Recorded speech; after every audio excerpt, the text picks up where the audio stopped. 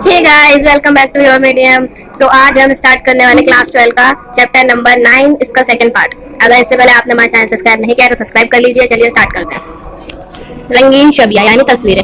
जैसा कि हमने पढ़ा है, मुगल कलमी नुस्खों की तैयारी में मुसव्वर भी शामिल थे। एक मुगल बादशाह के अहद के वाकयात को बयान करने वाले वकाये में तहरीर मतन के साथ इन वाकयात को तस्वीर के जरिए मरई शक्ल भी दी जाती थी। जब किसी मंजर या मौजू का किताब में मरई शक्ल में इजहार करना होता था तो खुत्तात उसके पास के सफ़ात को खाली छोड़ दिया करते थे। मुसव्वर अल्फाज में मरकूज मौजू या मंजर की तस्वीर कशी करके साथ में शामिल कर देते थे। ये तस्वीरें छोटी तस्वीरें यानी मिनिएचर होती थी। हालांकि उन्हें कलमी नुस्खों के सफ़ात पर इधर उधर आसानी से लगाया जा सकता था। तस्वीर न सिर्फ किताबों की खूबसूरती में इजाफा करती थी, बल्कि ये समझा जाता था कि तहरीर के जरिए जो बात बादशाह की ताकत और सल्तनत के मुताल्लिक जो बात ना कही जा सकी हो, ये उन तस्वीरात की तफसील की भी एक मखसूस कुव्वत रखती थी। और सबसे अहम, ये इस क्वेश्चन में अहम है कि अबुल फजल ने मुसव्वरी से मुताल्लिक क्या बयान दिया है। तो अबुल फजल ने मुसव्वरी को एक जादुई फन के तौर पर बयान किया है। एक नजर में ये फन किसी बेजान शे को एक ऐसी शक्ल में पेश करने की कुव्वत रखता है गोया कि वो जिंदा हो। बादशाह इसके दरबार की शिका की तस्वीर बनाने का मामला हुक्मरानों और मुस्लिम रासकुल अकीदगी के नुमाइंदों यानी उलिमा के दरमियान मुस्तकिल तनाव का जरिया बना रहा। उलिमा ने कुरान के साथ साथ हदीस, जिसमें पैगंबर हजरत मोहम्मद की जिंदगी से एक ऐसा ही वाकया मरकूज है जिसमें इंसानी तस्वीर बतौर यादगार महफूज रखने की सलामती ममानियत की दलाइल दी। यहाँ पैगंबर हजरत मोहम्मद ने कुदरती जानदारों की तस्वीर कशी की ममानियत को नकल किया, क्योंकि ऐसा करने से ये लगता है कि फनकार तकलीफ करने की ताकत को अपने कब्जे में लेने की कोशिश करना चाहता है। ये एक ऐसा अमल है जो पूरी तरह से खुदा से वाबस्ता रखता था। यानी उलिमा का मानना था कि जो फनकार है, मुसव्वरी का जो फन है, वो एक ऐसा फन है कि वो तकलीफ करने की ताकत जो कि सिर्फ खुदा के पास है, इंसान अपने हाथों में लेने की कोशिश कर रहा हो, इंसान अपने हाथों में लेने की कोशिश कर रहा हो, गोया के वो खुदा के बराबर बनने की कोशिश कर रहा हो। इसीलिए इसकी सख्त मुखालफत हुई है। लेकिन वक्त के साथ साथ शरीयत और कुरान हदीस की तर्जुमानी में भी तब्दीली आई है। मुख्तलिफ समाजी गुरोह ने इस्लामी रवायत के मजमू की मुख्तलिफ तरीकों से तशरीह की है। अक्सर हर गिरोह ने हदीस की एक ऐसी फहम पेश की थी जो इनकी सियासी ज़रूरत से सबसे ज़्यादा मुताबिकत रखती थी। जिन सदियों में सल्तनत की तामीर हो रही थी, इस ज़माने में कई एशियाई इलाके के हुक्मरानी में बाज़ाब्ता तौर पर फनकार की इन तस्वीरों और इनकी रियासतों की जिंदगी से मनाज़िर की तस्वीर कशी के लिए मुकर्रर किया गया। मिसाल के तौर पर ईरान के सूफी बादशाहों ने दरबार में कायम किए कारखानों में उम्दा तरीन फनकारों की सरपरस्ती की। जैसे मुसव्वरों के नाम ने सूफी दरबारी सकाफती शहरत को चारों जाने फैलाने में ताउन दिया। ईरान से भी फनकारों ने मुगल हिंदुस्तान का रास्ता इख्तियार किया। कुछ को मुगल दरबार में लाया गया, जैसे मीर सैयद अली और अब्दुल समद का मामला जो बादशाह हुमायूं के हमरा दिल्ली में आया था। इसमें एक नंबर का क्वेश्चन आता है कि बादशाह हुमायूं के हमरा दिल्ली में कौन कौन से मुसव्वर दरबार में आए थे। तो इनके दो नाम लिखे जाएंगे, मीर सैयद अली और अब्दुल समद, जो कि ईरान से आए थे फनकार। दीगर ने सरपरस्ती, शहरत और इज्जत के मौके की तलाश में हिजरत की। और बस इसमें यही इंपॉर्टेंट था। हम अगला टॉपिक स्टार्ट करते हैं। अकबरनामा, बादशाहनामा। अकबरनामा और बादशाहनामा, इन दोनों पर ही, ये दोनों ही बहुत इंपॉर्टेंट है। इन दोनों पर शॉर्ट नोट आता है लिखने को, 3 नंबर का, 4 नंबर का। तो स्टार्ट करते हैं। बादशाहनामा और अकबरनामा दोनों ही बादशाह की किताब है। बादशाह की किताब है और बादशाह की तारीख के बारे में बताती हैं। आपको सबसे पहले यही लाइन बतानी है, वाज़ा करना है मुकम्मल तौर पर कि बादशाह की तारीख के बारे में बताती है। हम तस्वीरों से मज़ीद सरकारी तारीखों में से सबसे ज्यादा मारूफ है। हर एक कलमी नुस्खा 150 पूरे या दोहरे सफ़ात पर जंग, मुआरसे, शिकार, इमारत की तामीर, दरबार के मनाजिर वगैरह पर मुश्तमिल है। अकबरनामे के जो मुसन्निफ है वो अबुल फजल है। मुगल दरबार सल्तनत आगरा में जवान हुआ। इसने अरबी, फारसी, यूनानी फलसफा और तसव्वुफ का वसी मुताला किया था। मजीद बराए वो एक बाअसर मनाजिर और आज़ाद मुफक्किर थे, जिसने मुसव्वरी को एक जादुई फन के तौर पर बयान किया है और उलमा की मुखालफत भी की थी। अबुल फजल ने आज़ादाना तौर पर अपने ख्याल को बताया, इसीलिए अकबर ने इन्हें बतौर मुशीर अपने दरबार में रखा था। ये जानना इंपॉर्टेंट है इनके बारे में। यही अकबरनामा के मुसन्निफ हैं, इन्हीं के जरिए अकबरनामा तहरीर किया गया। यहाँ से अकबरनामा स्टार्ट होता है। अकबरनामा 3 जिल्दों में तकसीम है, जिसकी इब्तदाई 2 जिल्द तारीखी वाक़यात पर मुश्तमिल है। तीसरी जिल्द आईने पर है। पहली जिल्द जो हजरत आदम से लेकर अकबर की 30 साल की जिंदगी के बारे में बताती है। दूसरी जिल्द 46वीं इजलास 1601 पर खत्म होती है।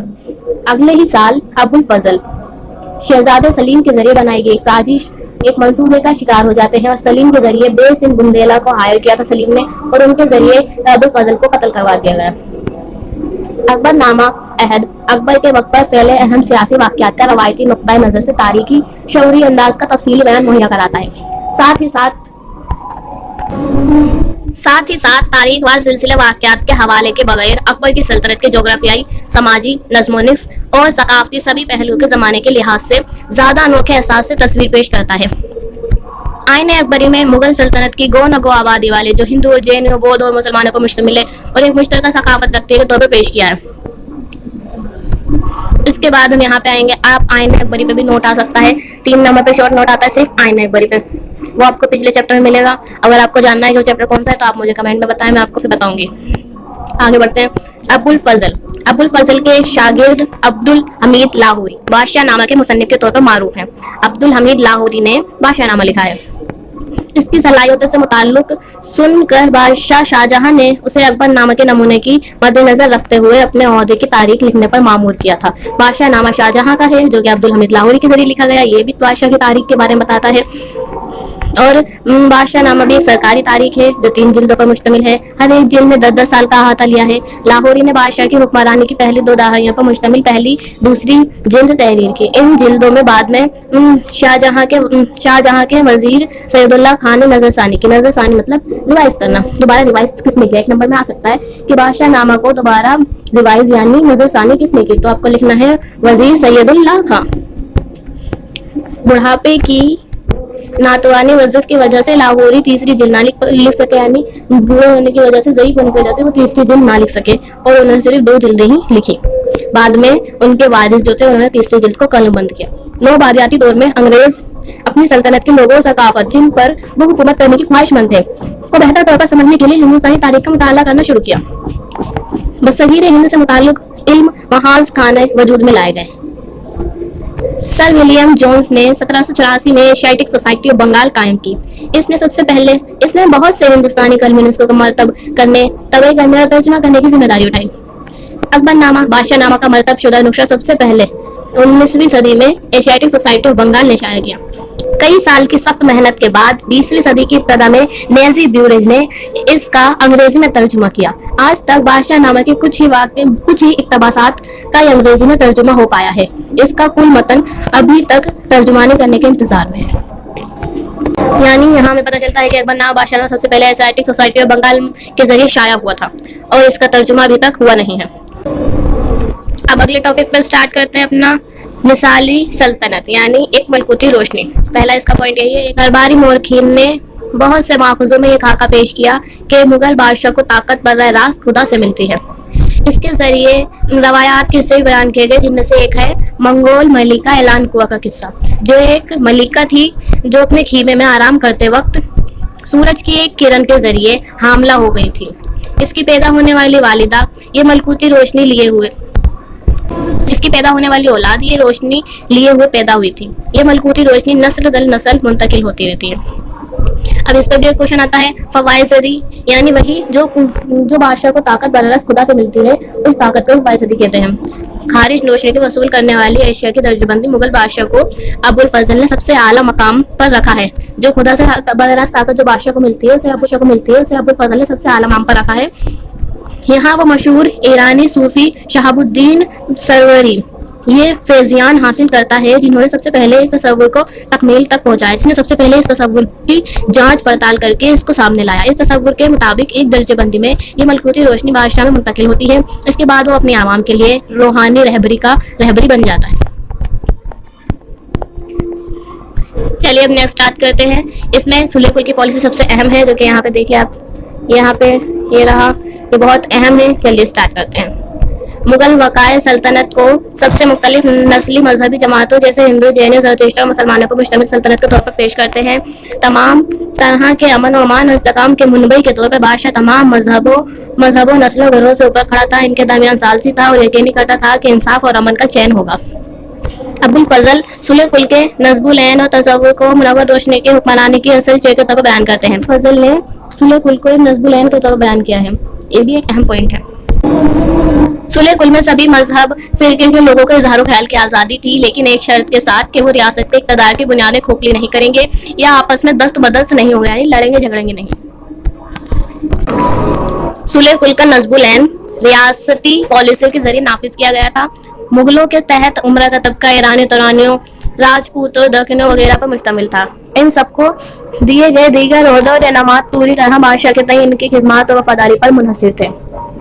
اکبر نے 1563 میں زیارتی ٹیکس جو کہ تیرتھ یاترا تھا اور 1564 میں جزیہ ٹیکس معاف کر دیا تھا، جو کہ دونوں ہی مذہبی تفریق پر مبنی تھے. اس وجہ سے ان کو معاف کیا گیا تھا.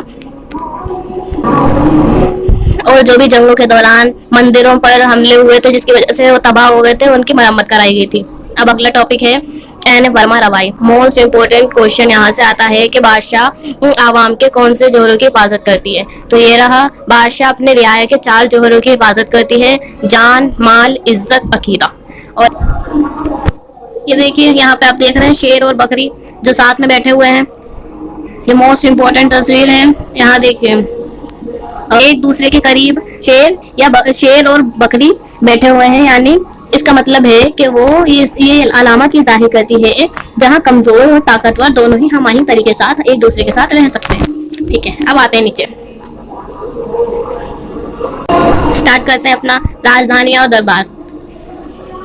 کہا جاتا ہے، ایک سیکنڈ دیکھیے، مغل سلطنت کا دل اس کی راجدھانی شہر ہے. وضاحت کریں. موسٹ امپورٹنٹ کوشچن یہاں سے آتا ہے. چلیے دیکھتے ہیں. بابر نے لودھیوں کی راجدھانی آگرہ پر قبضہ کر لیا، اگرچہ وہ ایک 4 سالہ عہد حکمرانی کے درمیان بار بار گردش کرتا رہا. 1560 کی دہائی میں اکبر نے آگرہ کا قلعہ قریب بازار سے لائے گئے لال پتھر سے تعمیر کروایا. آگرہ میں ایک قلعہ لال پتھر سے بنایا گیا. 1570 کی دہائی میں اس نے فتح پور سیکری میں نئی راجدھانی تعمیر کرنے کا فیصلہ کیا. 1507 میں اس کی راجدھانی 1570 میں اس کی راجدھانی فتح پور سیکری میں منتقل ہوئی. یہ مانا جاتا ہے کہ اکبر نے یہ راجدھانی اس لیے یہاں پہ منتقل کری کیونکہ وہاں سے اجمیر جانے والی سیدھی سڑک پر واقع تھی، جہاں سے شیخ معین الدین چشتی کی درگاہ موجود تھی، جہاں پر اکبر زیادہ تر جایا کرتے تھے. اکبر نے سیکری میں شاہی جامع مسجد کے بغل میں ہی شیخ سلیم چشتی کا سفید سنگ مرمر کا مقبرہ تعمیر کرانے کا حکم دیا. غیر معمولی طور پر ایک منٹ، اگر آپ فتح پور سیکری گئے ہیں تو آپ کمنٹ بتائیں کہ یہ کیا ہے، یہ کس جگہ کا نام ہے. اگر آپ گئے ہیں تو کمنٹ باکس میں بتائیں. دیکھیے آگے بڑھتے ہیں. غیر دیگر معمولی طور پر محرابی صدر دروازہ کی تعمیر کا مقصد یہاں آنے والے زیران کو راجستانی مغل فتح کی یاد دلاتا تھا، یعنی دروازہ جو بنوایا مغلوں نے وہ ان کی فتح کی یاد دلاتا تھا. 1585 میں شمالی مغربی علاقے کو دائرہ اختیار کرنے میں لانے کے لیے راجدھانی کو لاہور منتقل کیا گیا اور 13 سال تک اکبر نے سرحد کے قریب نگرانی بنائے رکھی. شاہجہاں نے جوش و ولول سے ماحولیاتی پالیسی کو اختیار کیا اور عمارت کی تعمیر کے اپنے شوق کی تکمیل کے لیے کافی مقدار میں دولت اکٹھا کر لی. جیسا کہ آپ نے پہلے کے حکمرانوں کے معاملے میں دیکھا کہ شاہی ثقافت میں عمارت کی تعمیر کی سرگرمیاں شاہی اقتدار، دولت اور شہرت کی سب سے مرئی اور مجسمہ علامت تھی. مسلم حکمرانوں کے معاملے میں اسے پاکیزہ عمل بھی تسلیم کیا جاتا تھا. 1648 میں دربار فوج شاہی گھرانہ آگرہ سے نئی دلی شاہی راجدھانی شاہجہاں آباد منتقل ہو گیا. دہلی کے پرانے رہائشی شہر میں لال قلعہ، جامع مسجد، بازار یعنی چاندنی چوک کا بازار کے ساتھ شاخ در شاخ سطح میدان اور عمرہ کے لیے کشادہ مکانات کا اضافہ کیا گیا. شاہجہاں کا نیا شہر عظیم شہنشاہیت کے رسمی اظہار کا مناسبت ثبوت تھا. اب جلدی سے بتائیے سب سے پہلے کون سی راجدھانی تھی؟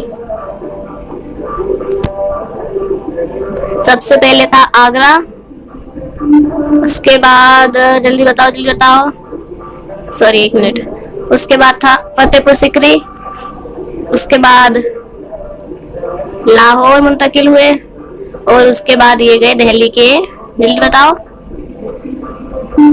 دہلی کے شاہجہاں آباد. آل رائٹ، آگے بڑھتے ہیں. اگلا ٹاپک ہے ہمارا مغل دربار. اس پہ اس طرح سے کوشچن آتا ہے کہ بادشاہ پر مرکوز دربار کی مادھوی نظم و ترتیب بادشاہ کے ترتیب کو سماج کے دل کے آئینے کے طور پر پیش کرتی ہے، بیان کریں.